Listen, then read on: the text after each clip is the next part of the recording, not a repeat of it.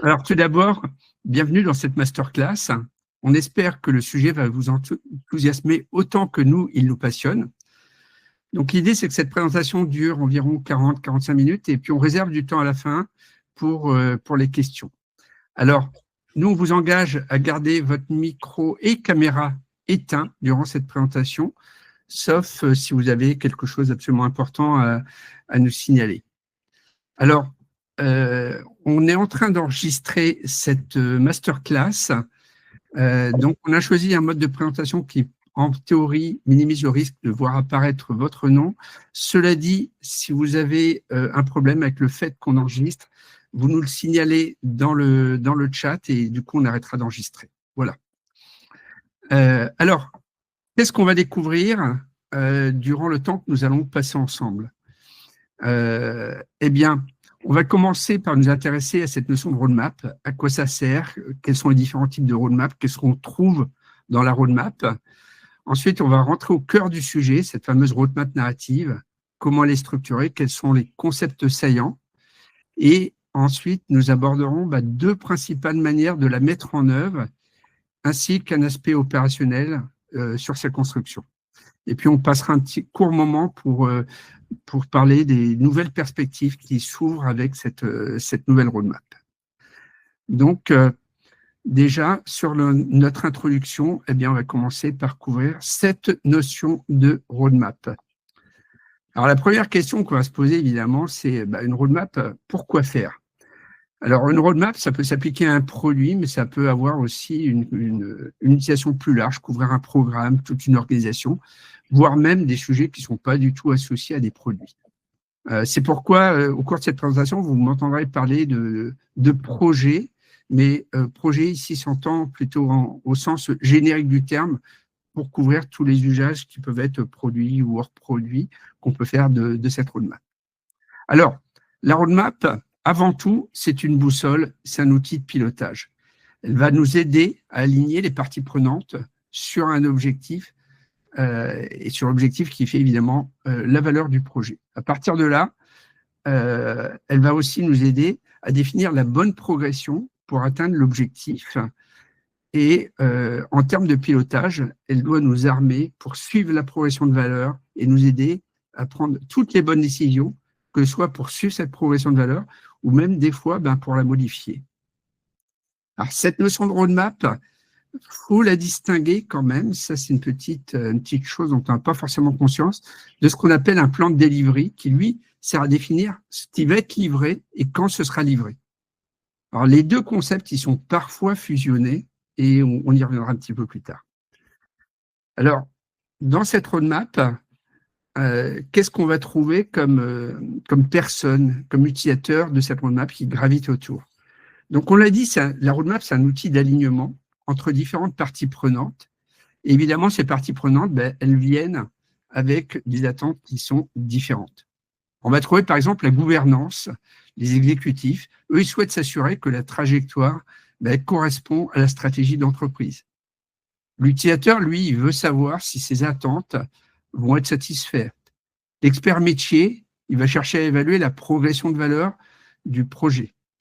Le commercial, lui, il va voir les points de douleur et les envies des clients et il va les voir comme des opportunités. On a le marketing aussi qui va chercher à évaluer l'adéquation du produit avec le segment de marché et plein d'autres choses encore. On a le product manager qui, lui, veut pouvoir consacrer ses efforts en fonction des échéances à venir. Et puis, évidemment, on va voir l'équipe produit qui désire être capable d'orienter, évaluer la conception des solutions qu'elle va proposer. Donc, en réalité, la roadmap, elle ne va pas satisfaire en tout point les attentes de tous ces différents publics. Mais elle doit porter des éléments qui doivent leur permettre à tous de s'inscrire dans cet alignement avec chacun cette perspective qui lui est propre. Donc,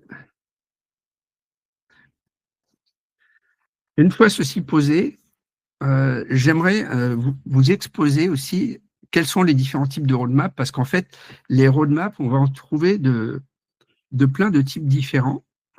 Et nous, notre manière un petit peu de les aborder, ces différents types de roadmap, c'est de regarder l'objet qu'elles manipulent en leur centre. Donc là, ce qu'on vous a exposé et ce qu'on va évoquer, c'est finalement ces roadmaps par le biais de ces objets qui sont manipulés. Donc le premier type, c'est la roadmap orientée fonctionnalité. Donc la fonctionnalité, c'est ce qu'expose notre produit ou service. Par exemple, dans le cadre d'une roadmap sur la mobilité urbaine, eh bien, ça va être une recherche d'itinéraire, départ-arrivée pour une application de guidage. Donc, les avantages qu'on va trouver à cette roadmap fonctionnalité, eh bien, c'est que c'est tangible.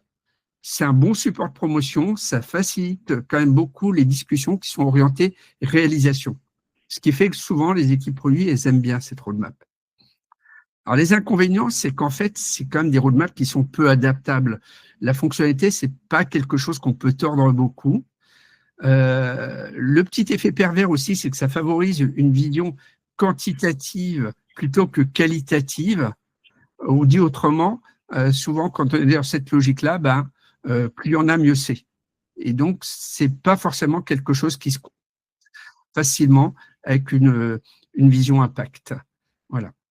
Deuxième type de roadmap qu'on a trouvé, c'est la roadmap des pics. Alors, les pics, ça va être une granularité un peu plus importante que la fonctionnalité, qui est souvent utile dans les approches qui sont multi-équipes.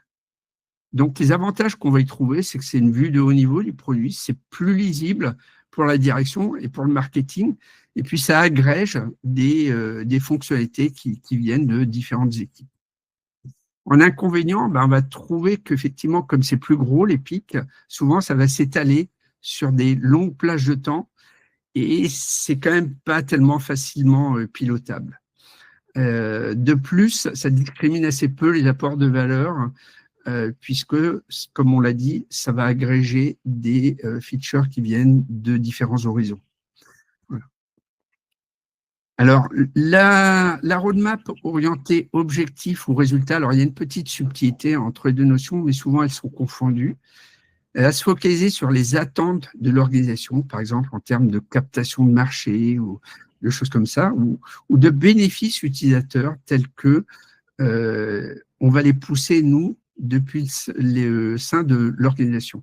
Par exemple, dans le cas de la mobilité, proposer des recherches d'itinéraires multimodalités qui vont correspondre en fait au positionnement de notre organisation, de notre entreprise. Voilà. Donc, en avantage de cette roadmap orientée objectif ou résultat, c'est qu'on a une très bonne corrélation avec la stratégie de l'entreprise. Donc, ça, c'est une roadmap généralement qu'adorent les exécutifs. Ça donne bien plus de latitude en termes de solutions que les deux qu'on vient de voir. En inconvénient, c'est que c'est quand même une roadmap qui est davantage centrée sur l'organisation plus que sur l'utilisateur. Et ce n'est pas une roadmap qui va être utilisable en l'état par une équipe produit. Elle devra se traduire en termes d'options de solutions. On arrive à une notion que certains connaissent, d'autres pas, qui est le job to be done. Alors, le job to be done, c'est une approche qu'on doit à quelqu'un qui s'appelle Clayton Christensen. Elle se focalise sur ce que l'utilisateur cherche à accomplir en se détachant résolument du produit. Par exemple, pouvoir me rendre à une adresse en me garantissant de ne pas être en retard à mon rendez-vous. Ça, c'est ce que je cherche à faire, moi, en tant qu'utilisateur. L'avantage, on a un très bon lien entre besoin utilisateur et solution, et ça permet d'explorer des options qui vont être là du produit. En inconvénient, là, c'est que ce job to be done, en fait, c'est très peu utilisé dans des roadmaps aujourd'hui. Et d'ailleurs, c'est plutôt un concept qui va être adapté à l'exploration de solutions plus qu'à de la vision long terme. On arrive à la capacité qui va être au centre de ce qu'on va voir, de la roadmap narrative. Donc, la capacité, elle se focalise sur les nouvelles aptitudes que devrait posséder l'utilisateur. Par exemple, je veux me déplacer en optimisant au mieux mon bilan carbone. La capacité, vous pouvez voir ça comme un super pouvoir que l'utilisateur serait capable d'acquérir. Donc l'avantage de cette approche capacité, c'est que c'est vraiment totalement, résolument centré sur l'utilisateur. Ça favorise une approche qui est plus systémique encore que le job to be done. En inconvénient, c'est que c'est comme une approche assez disruptive et qui nécessite quand même une certaine appropriation. C'est aussi une approche qui est relativement peu adaptée aux initiatives internes de type back-office, même si en fait on arrive à l'appliquer quand même dans ces contextes-là. Voilà. Les deux premières approches qu'on a vues, l'approche fonctionnalité et l'approche épique, c'est ce que nous on appelle des visions dans les murs de l'entreprise. Ce que nous avons ou voulons proposer aux utilisateurs en fonction de ce que nous savons ou voulons faire, penser depuis l'intérieur des murs de l'entreprise. Le troisième objet, l'objectif ou le résultat, on a appelé ça une vision sur les murs de l'entreprise. Donc c'est, comme son nom l'indique, un petit peu à cheval. On part de ce que l'organisation souhaite proposer, mais on le relie quand même à ce qui peut être utile aux utilisateurs.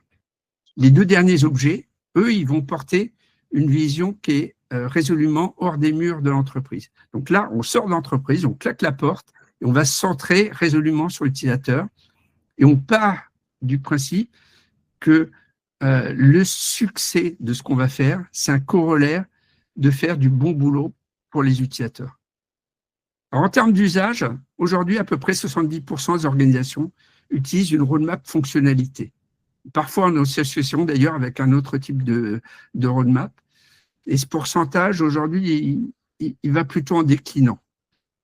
La roadmap fonctionnalité, on l'a un petit peu évoqué au début, ça ressemble quand même plutôt à ce qu'on appelle un plan de delivery. On va montrer ce qu'on va sortir et proposer aux utilisateurs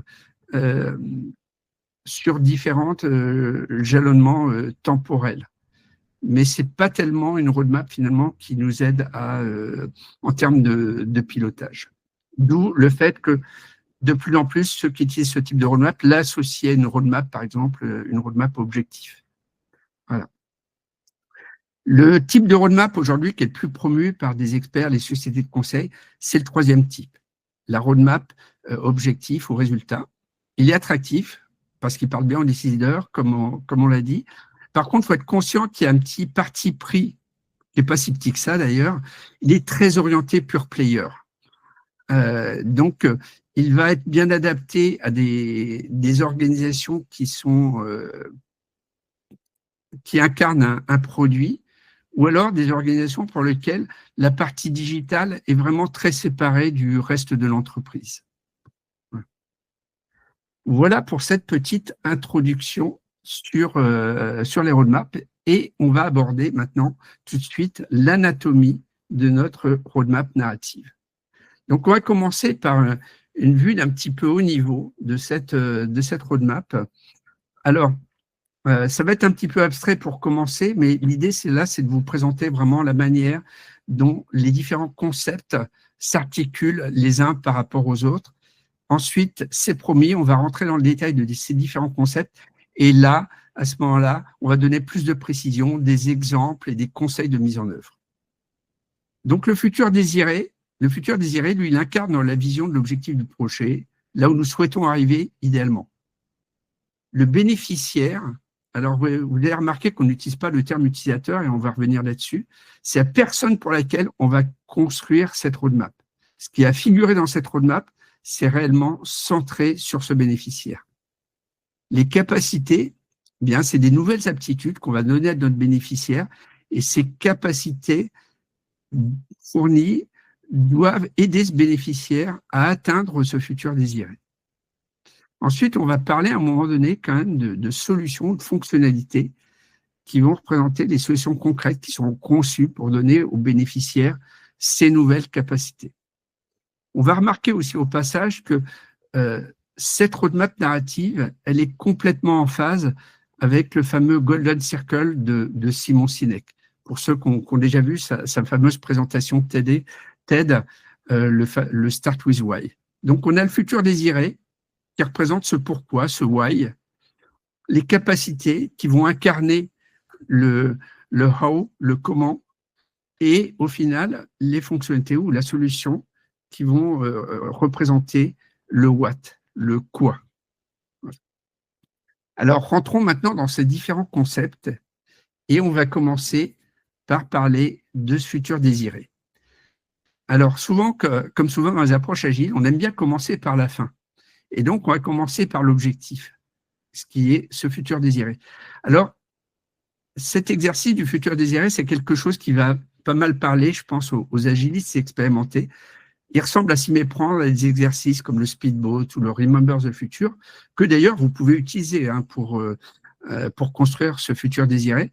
Il y a quelques éléments de cadrage dans ce futur désiré qu'il faut respecter quand même pour qu'il s'inscrive bien dans cette roadmap narrative. Alors, ce futur désiré, tel que nous, on le met en œuvre, il y a deux volets. Il y a un volet qualitatif et un volet quantitatif. Il y a un cadre initial. Le cadre initial, c'est la stratégie d'entreprise qu'il est bon de rappeler. Ce qu'on va établir comme futur désiré doit s'inscrire dans cette stratégie. On doit être capable d'énoncer clairement en quoi ce qu'on fait, notre projet, contribue à la stratégie de l'entreprise. Ensuite, on va commencer évidemment par le volet qualitatif. Donc, le volet qualitatif, c'est être capable d'écrire ce futur désiré, mais sous une forme factuelle, pas sous une forme d'abstraction. Alors, comme je l'ai dit précédemment, on peut utiliser différents exercices là-dedans, du speedboat, du voyageur du futur, des témoignages. L'anti-pattern auquel il faut faire le plus attention dans ces exercices, c'est vraiment l'abstraction. Des exemples d'abstraction qu'on peut rencontrer, par exemple, si je me remets dans cet exemple de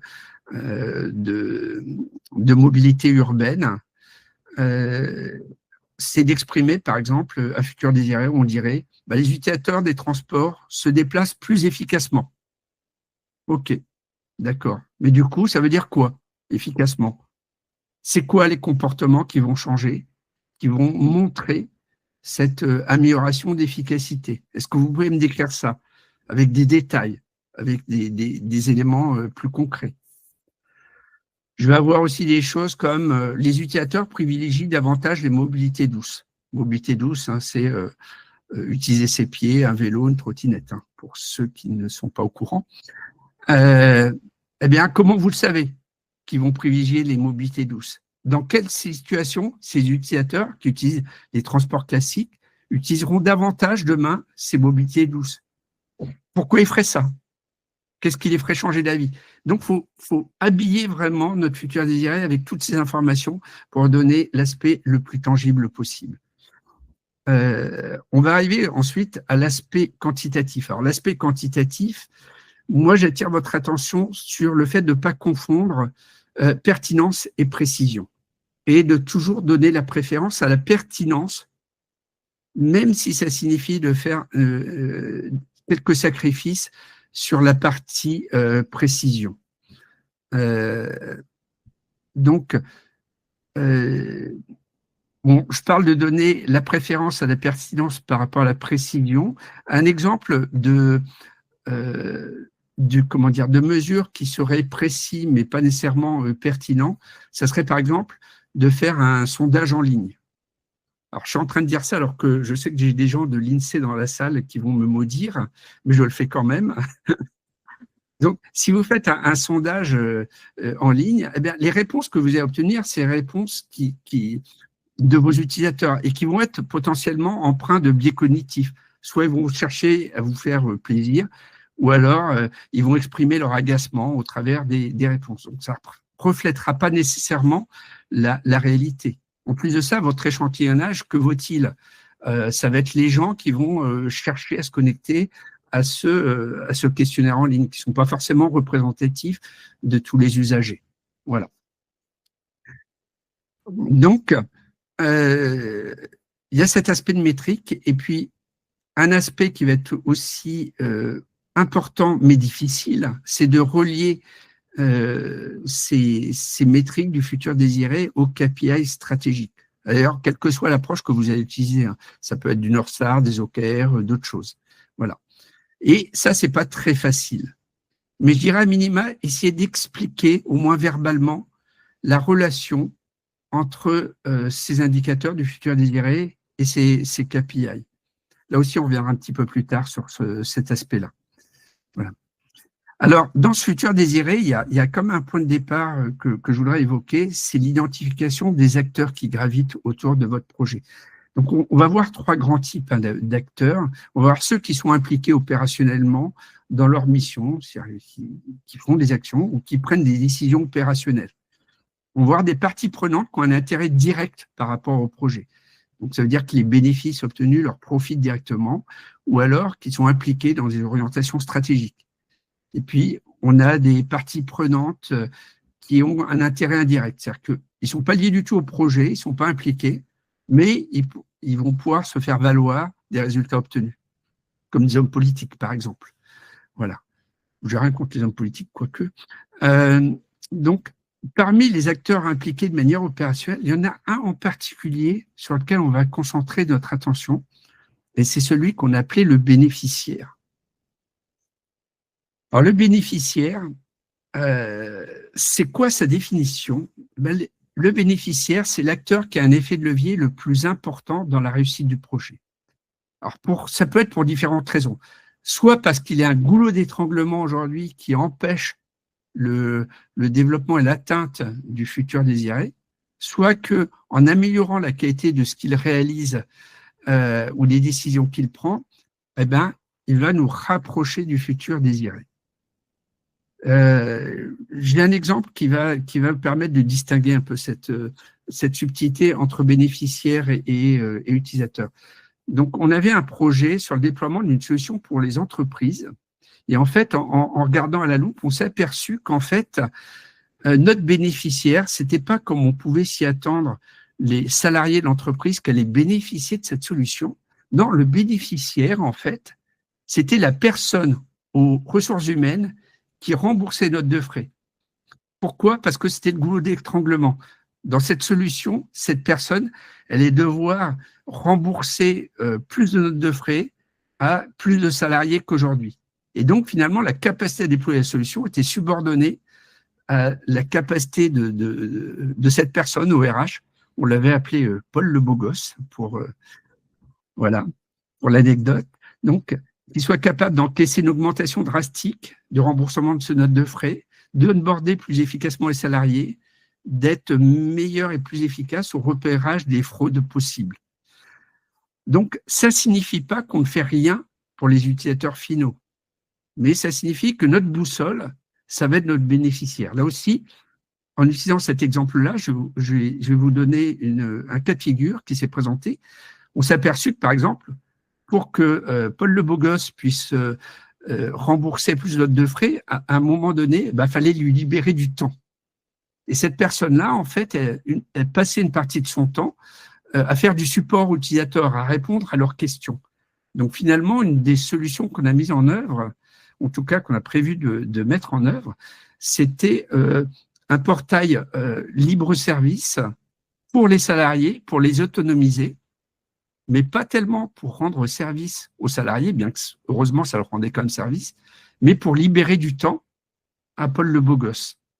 Donc notre mesure du succès de ce portail pour autonomiser le salarié, c'était le temps qui est libéré pour notre responsable RH. Voilà. Donc tenir ça en tête, c'est que les choix qu'on va faire, ils vont être toujours drivés par rapport aux bénéficiaires. Alors évidemment, vous allez me poser la question, est-ce qu'il peut y avoir plus d'un bénéficiaire? La réponse est oui, mais généralement, ils sont peu nombreux. Et chaque bénéficiaire, oui, va avoir sa roadmap narrative. Généralement, instinctivement, on a tendance à en faire de trop. Et au final, quand vous partez, par exemple, dans un cas récent, on était parti au départ avec 5 bénéficiaires. En réalité, au final, on avait 3. Voilà. Donc, l'anti-pattern sur l'identification du bénéficiaire, c'est de risquer de confondre utilisateur et bénéficiaire. Souvent, c'est le même, mais il faut challenger quand même. Voilà. Encore un petit exemple sur la subtilité qu'on peut avoir entre utilisateur et bénéficiaire. C'était un cas alors qui est un petit peu virtuel parce que finalement c'est une discussion qu'on a eue mais qui s'est pas posée. Imaginez une information sur des prochains passages de transport en commun qu'on va déployer par exemple dans un musée. Voilà. Quel va être le bénéficiaire en fait de cette information des prochains passages? Nous, on a envie de dire, ah bah, ça va être le visiteur du musée, comme ça, il va savoir quand va passer le prochain bus ou le prochain train à proximité. Ben, en réalité, pas forcément. Parce que va permettre cette information de prochain passage?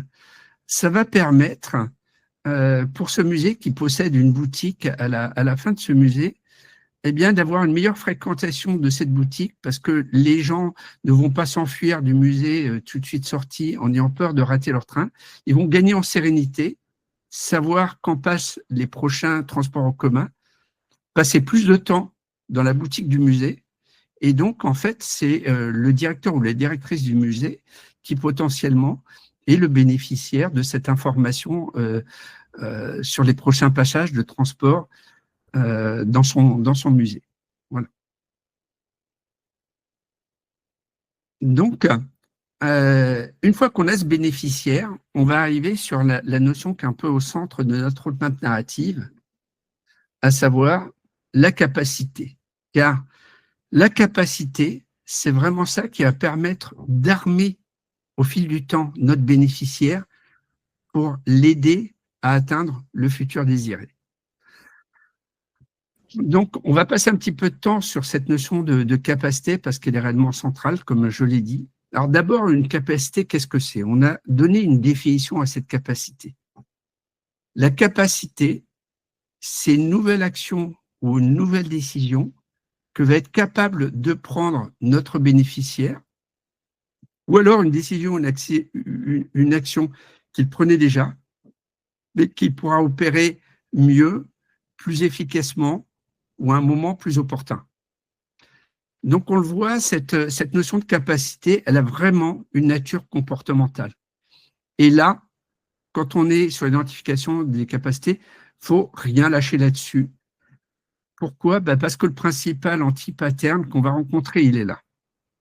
Généralement, dans l'identification des capacités, en première intention, je vais avoir droit à des capacités qu'on va formuler par savoir telle chose ou connaître telle information.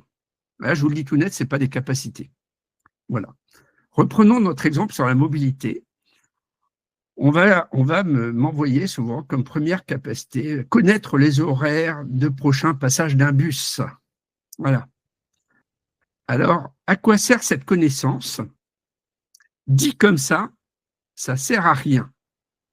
Ce qui va me servir, c'est ce que je peux faire avec, qui est important. La connaissance des horaires, c'est qu'un moyen. Et d'ailleurs, si ça se trouve, c'est peut-être même pas le bon.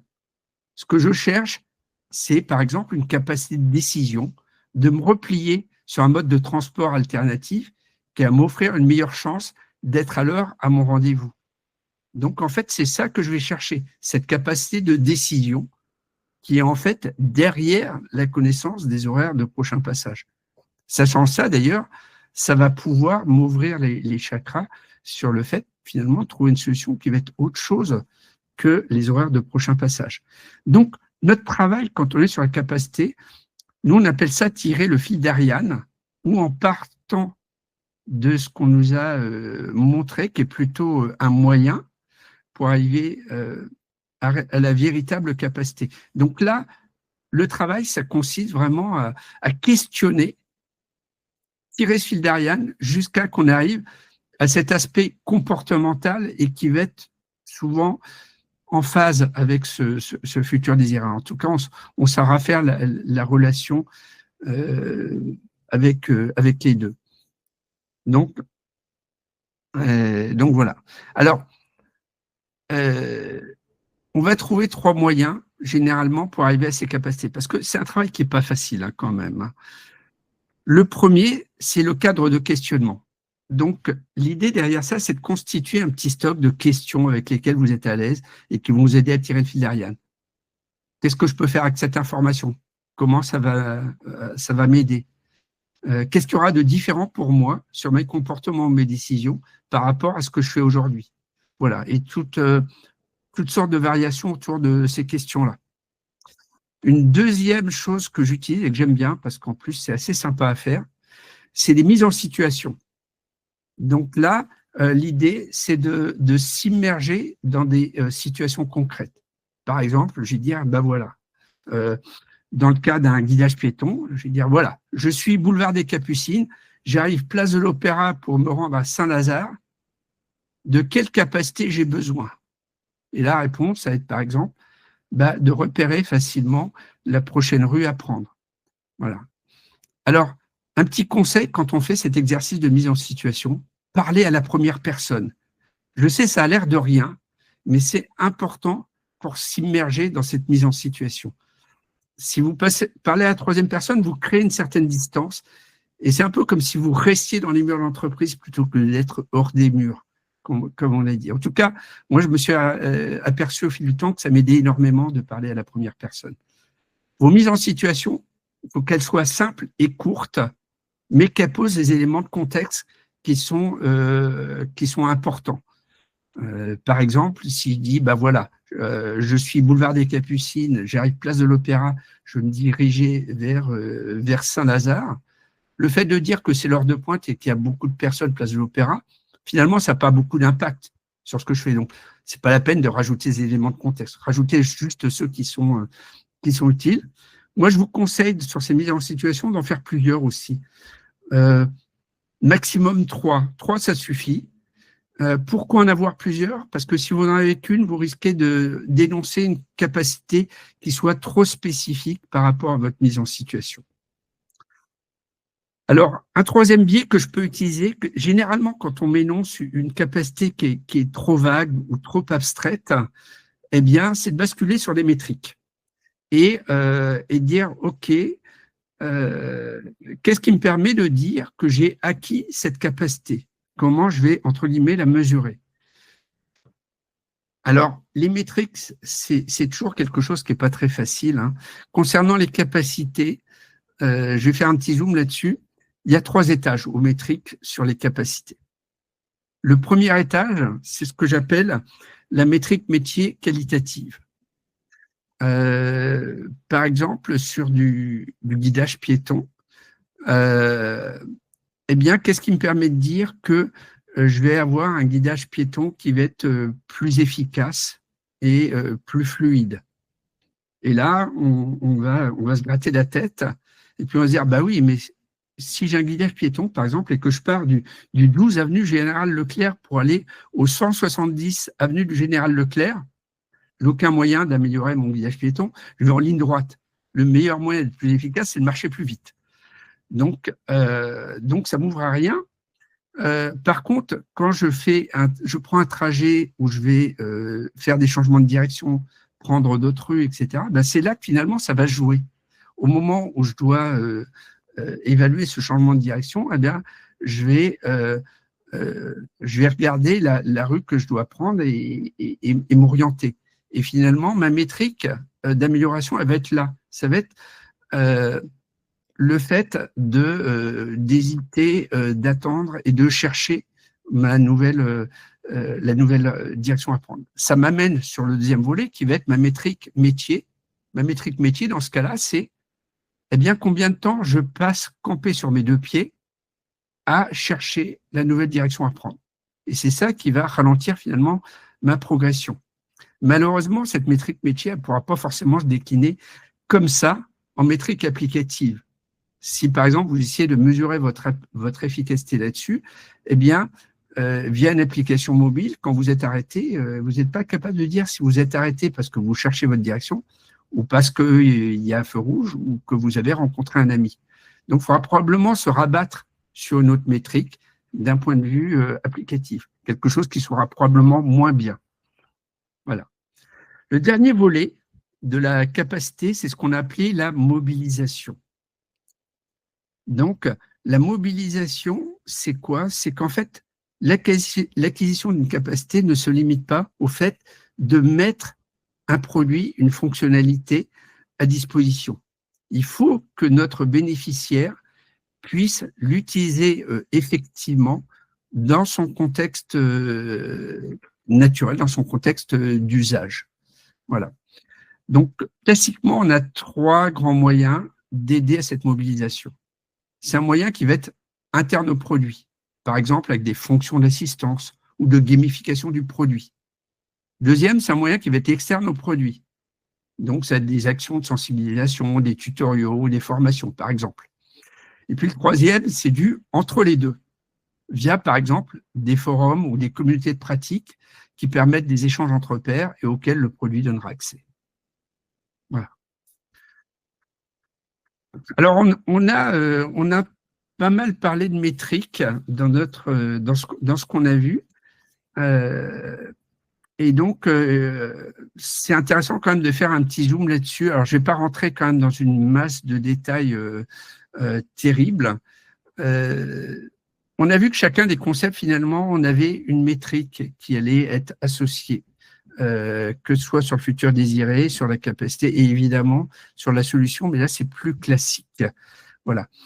Ce qu'il faut prendre en considération quand même, c'est que les éléments qui figurent dans une roadmap, et ça, ce n'est pas spécifique à la roadmap narrative, ce ne sont pas des vérités. En réalité, les éléments qu'on va mettre dedans, ça va être des hypothèses dont nous pensons qu'elles nous aideront à atteindre nos objectifs si du moins ces hypothèses se confirment. Donc, nos métriques, elles vont nous être diablement utiles par rapport à ça. Par exemple, si je regarde la corrélation, puisque finalement, ces métriques, elles forment une chaîne de corrélation entre la capacité et le futur désiré. Ce qu'on va chercher à savoir, c'est est-ce que la métrique qui me permet de mesurer cette acquisition de capacité, eh bien, je peux constater que l'indicateur que je lui ai associé au niveau du futur désiré bouge de manière concomitante dans le même sens. Alors, l'idée, ce n'est pas forcément de quantifier la corrélation, c'est souvent un travail qui est très, très difficile et qui n'a pas nécessairement tant finalement de valeur que ça, en tout cas en termes de confirmation d'hypothèse, mais c'est de voir simplement si les aiguilles bougent dans le même sens. Voilà. Est-ce que quand vous faites l'acquisition, notre bénéficiaire fait l'acquisition d'une capacité, est-ce qu'il ne se passe rien au niveau du futur désiré? Ou est-ce que ça bouge quand même dans le bon sens? Auquel cas, il faut peut-être en faire plus encore au niveau de cette capacité. Si ça ne bouge pas, peut-être qu'il faut changer notre fusil d'épaule et faire autre chose. Et puis, dans le pire des cas, des fois, l'aiguille, elle va bouger en sens inverse. Auquel cas, là, il faut vraiment, vraiment changer notre fusil d'épaule. Voilà. Donc, comme j'ai dit, je vais pas aller dans trop de détails sur ce niveau de métrique, ça nous emmènerait très, très loin. Mais en tout cas, je pense qu'il est important que vous sachiez que derrière tous ces concepts de roadmap narrative, finalement, il y a une espèce de socle de métrique qui existe et qui va nous aider d'un point de vue opérationnel. Voilà. Alors, maintenant, on en arrive à la partie mise en pratique de cette roadmap narrative. On a 2 grands cas de figure. Soit on met la roadmap narrative en œuvre sur un nouveau projet, soit on la met en œuvre sur un projet existant. Voilà. Il faut que je fasse attention au temps, je sais, Yacine, ça file très vite. Voilà. Pour un nouveau projet, c'est assez facile. Malheureusement, c'est le cas le moins fréquent.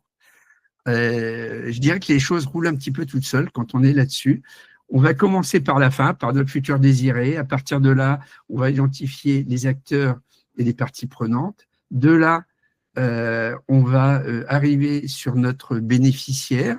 Une fois qu'on a notre bénéficiaire, eh bien, on va identifier nos capacités.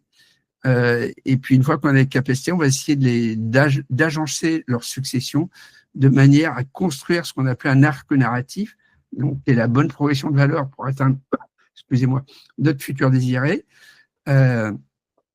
Quelle capacité va faciliter l'acquisition d'une capacité suivante?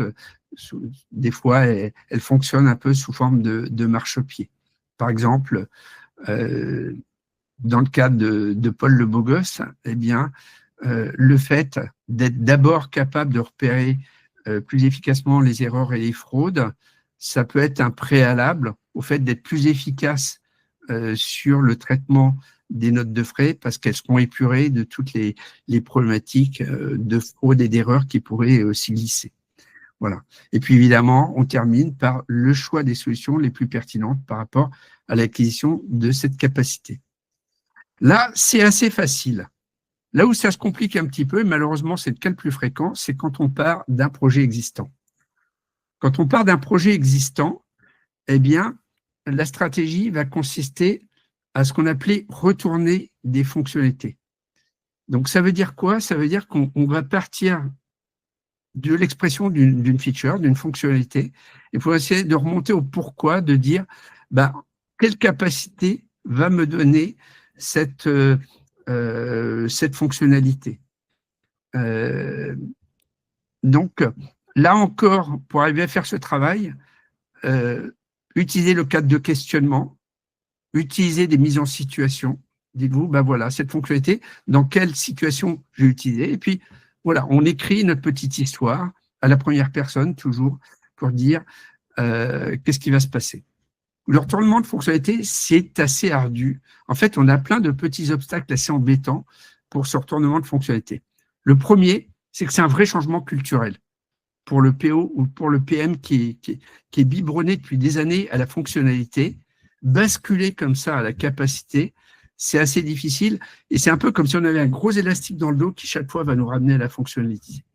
Donc, c'est difficile. En plus, c'est une zone d'inconfort, hein, puisque là, on passe d'un truc qui est bien tangible, hein, qui est la fonctionnalité, pour arriver à quelque chose qui est plus sous forme de pouvoir qu'on va donner à l'utilisateur, qui est beaucoup moins tangible, en fait.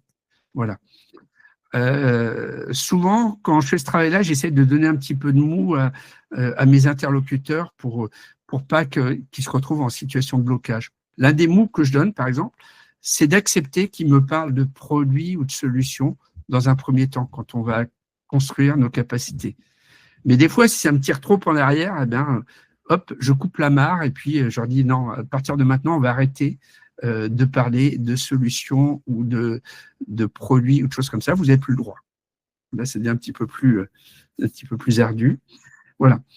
Une fois qu'on a fait ce retournement, moi j'appelle ça de faire un retournement sur place, c'est-à-dire qu'on prend notre roadmap telle qu'elle est, avec les fonctionnalités, puis juste hop, hop, hop, on retourne les fonctionnalités les unes après les autres. On obtient une espèce de roadmap Frankenstein d'un peu bas niveau qui est un petit peu bizarre, avec des fois des morceaux de capacité qui se ressemblent, etc. Donc l'étape suivante, à partir de ce niveau-là, c'est souvent de reconstruire notre futur désiré, qui la plupart du temps n'existe pas.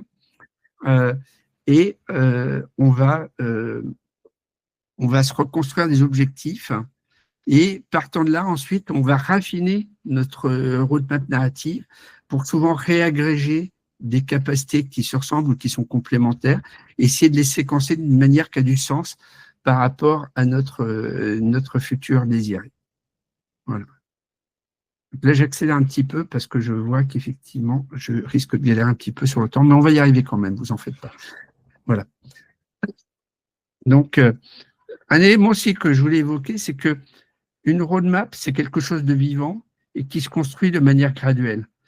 Donc, c'est ce qu'on appelait fonctionner à géométrie variable sur notre roadmap. Donc, le premier élément, c'est notre horizon temporel qu'on a fait figurer ici. L'horizon temporel, il va pas mal dépendre de votre projet ou de votre secteur d'activité. Par exemple, si vous êtes une start-up, alors là, c'est le plus simple. Si vous êtes une start-up, vous n'allez pas faire de roadmap du tout. Ça n'a aucun intérêt. Faites plutôt du value proposition design de Sorvalder ou des choses comme ça.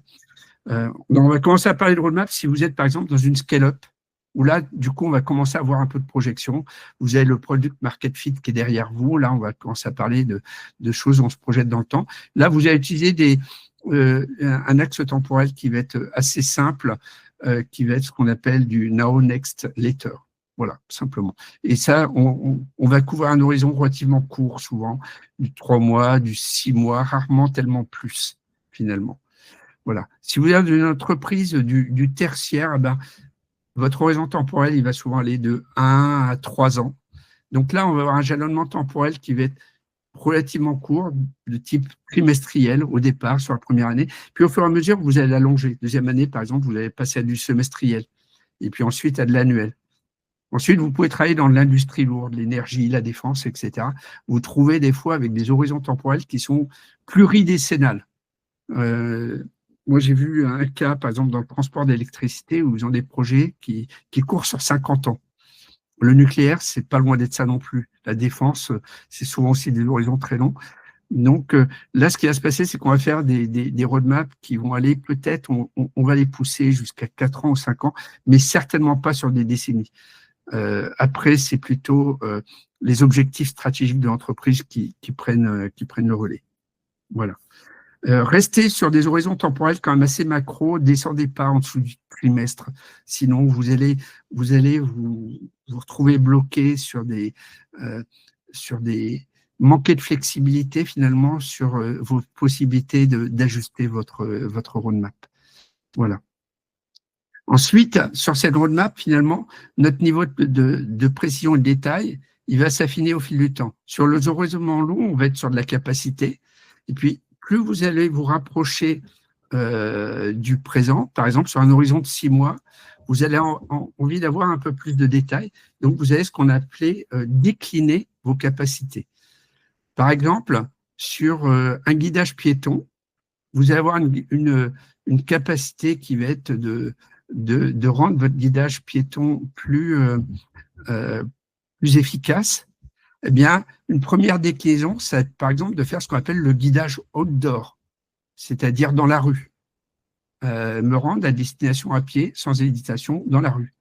Et puis, vous pouvez étendre ensuite sur un autre contexte votre guidage avec ce qu'on appelle le guidage indoor, donc qui va être, je suis dans une station de métro, une grande par exemple, le Châtelet ou Montparnasse, et me rendre à la sortie la plus proche de ma destination depuis mon quai d'arrivée dans la station en empruntant le chemin le plus optimal. Et ça, c'est quelque chose de complètement différent finalement du guidage outdoor. Voilà. Mais qui s'inscrit quand même dans la même macro-capacité. Voilà. Ensuite, une fois que vous avez ces capacités, encore plus proches de nous, vous allez générer des options de solutions. Donc, cette solution, on va pouvoir les imaginer, ces options, comme j'ai dit précédemment, pas nécessairement uniquement sur du produit, mais ça peut être sur d'autres choses. Par exemple, chez Île-de-France Mobilité, ils ont dû faire face au JO 2024. Et au JO 2024, des fois, pour guider les flux de voyageurs, la bonne solution, ce n'était pas une application mobile, même s'ils ont fait une application mobile JO 2024 quand même, mais des fois, la bonne solution, c'était un bataillon de personnes avec des gilets violets pour guider les flux de voyageurs. Donc, notre vision capacité, elle nous ouvre des horizons sur une vision de solution qui est plus systémique et qui peut être même capable de combiner finalement différentes ressources de l'entreprise. Voilà. Et ensuite, évidemment, au final, une fois qu'on a arrêté une solution, eh bien, pensez à la manière dont vous allez permettre la mobilisation. Voilà. Alors du coup, je vais passer très vite sur des aspects qui vont être pour aller plus loin. Donc ça, c'est des aspects qu'on n'a pas, sur lesquels on n'a pas encore vraiment de retour d'expérience parce que c'est des expérimentations en cours ou même c'est encore dans les cartons pour certaines d'entre elles, mais juste pour vous montrer qu'en fait, les perspectives de la roadmap narrative peuvent être assez larges. Le premier qu'on a vu, c'est l'utilisation dans le cadre de l'innovation. Dans le cadre de l'innovation, si vous adoptez par exemple la démarche de Teresa Torres qui s'appelle le Continuous Discovery Habits, eh bien, vous allez identifier des opportunités, puis des solutions, puis des expérimentations. Teresa Torres, elle nous parle de .com, c'est-à-dire de bénéfices attendus par rapport à ces expérimentations. Vous pouvez substituer à l'outcome la capacité et dire qu'est-ce que j'ai comme opportunité pour atteindre cette capacité et quelles solutions je peux envisager, quelles expérimentations je vais faire pour cela. Donc, ça peut nous aider à guider nous guider dans l'innovation. Le deuxième cas de figure qu'on a pu rencontrer, c'est sur de très, très grands programmes où là, vous allez trouver des dizaines de roadmaps narratives, finalement. Donc, ce qu'on va faire, c'est qu'on va organiser ces grands programmes en grandes finalités. Par exemple, si vous êtes dans le domaine de la distribution, vos grandes finalités, ça peut être le B2C, le B2B et les partenaires et sous-traitants, par exemple. Ça va faire 3 grandes finalités au sein desquelles vous allez avoir plusieurs roadmaps narratives. Voilà.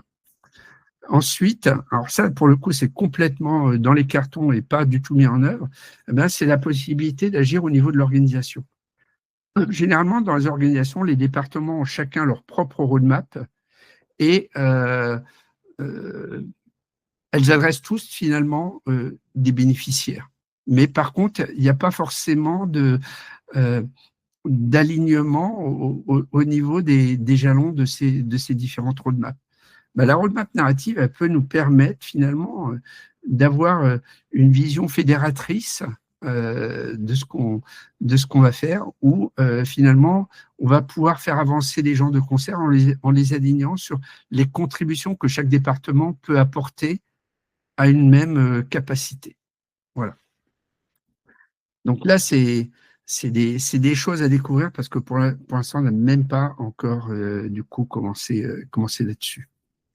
Je voudrais terminer par les grands bénéfices qu'on trouve à cette roadmap narrative. Donc, nous, en mettant en œuvre, on a découvert plein de bénéfices, mais on voudrait juste en énoncer 3 rapidement. Le premier, c'est vraiment cette vision basée sur la réalité du bénéficiaire hors des murs et plus être dans un mode de pensée où on prend des décisions par rapport à ce qu'on est capable de faire uniquement au sein des murs de l'entreprise.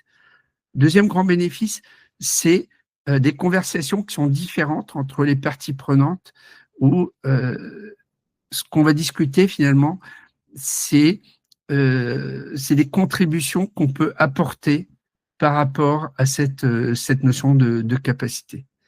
Le dernier grand bénéfice, c'est la frugalité.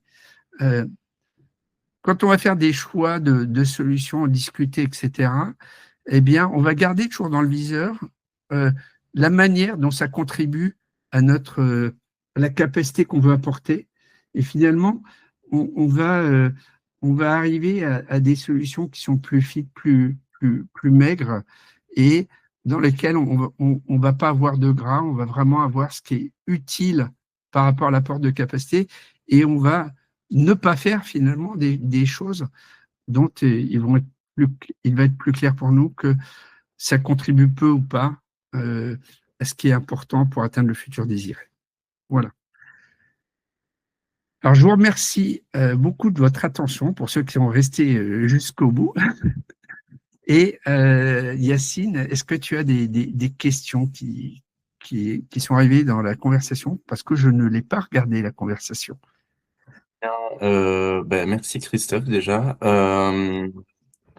Donc non, pour l'instant, il n'y a pas de questions. Il y en a seulement une concernant le replay. Oui, aucun problème. On peut vous envoyer le replay. Si tout le monde enfin, de toute façon, a priori, personne n'est opposé à l'enregistrement, donc on vous l'enverra par mail. Donc si vous avez des questions, on va prendre quand même quelques petites minutes. Donc si vous avez des questions, n'hésitez pas directement à les poser via micro ou alors via le chat si vous êtes plus à l'aise. Voilà. Si on n'en a pas effectivement là, allumez votre micro et posez directement votre question, c'est le plus simple. En attendant qu'il y ait potentiellement des questions. Une petite question sur la notion d'engagement. Les roadmaps, souvent, on les avec un anti-pattern aussi, hein, mais on les lie à la notion d'engagement de l'organisation, des équipes, à ce qui est présenté. Oui.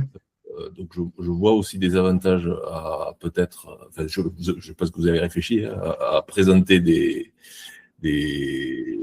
avantages aux bénéficiaires sans qu'ils constituent un engagement formel, quoi. Ouais. C'est une des motivations réellement, hein, Jean-Pascal, c'est que quand on est sur un mode fonctionnalité, la fonctionnalité, moi je le vivais comme un espèce de parpaing un petit peu indéformable, et puis soit on l'a, soit on l'a pas. Ouais. Et puis amuse-toi avec ça. Et souvent, ça nous amène sur des conversations qu'on n'a pas envie d'avoir. La conversation qu'on va avoir, ça va être combien ça coûte, quand est-ce que c'est fini, etc. Je ne sais pas pour vous, mais moi, ce n'est pas une conversation qui me font triper. Alors que quand sur la capacité, on va être sur quelque chose de plus analogique, sur la question de capacité, et ça va changer nos conversations. On va se dire, tiens, finalement, qu'est-ce qui pourrait booster l'acquisition de cette capacité, l'améliorer? On va être sur quelque chose de plus graduel, et finalement, on va abandonner progressivement cette notion d'engagement pour aller plus sur la maximisation de la capacité, effectivement. Voilà. Et c'était d'ailleurs notre motivation de départ, c'était changer les conversations. Finalement, le bénéfice premier, c'est pas celui-là qu'on a eu, mais en tout cas, c'est notre motivation de départ. Bon, en tout cas, voilà, j'ai beaucoup apprécié. J'étais captivé par. Enfin, je connaissais déjà un petit peu pour t'avoir croisé. Oui. Donc, bravo pour la présentation et on sent bien que ça a été mûri de longues années. On commence à voir effectivement un petit peu de bouteille derrière nous. Alors, je vous invite tous à rester en contact avec nous, alors soit via notre page LinkedIn, puisqu'on va continuer tout le long de cette année et probablement plus encore à publier là-dessus, puis de prendre contact avec nous, soit par mail ou par notre page contact sur notre site. Nous, on est tout à fait prêts à aller au sein de vos organisations pour vous présenter cette roadmap narrative au sein de BBL qu'on ferait chez vous. Puis si vous avez des choses plus précises à discuter avec nous, vous pouvez prendre rendez-vous. Il y a un petit bouton sur le site, prise de rendez-vous, et vous pouvez discuter directement avec nous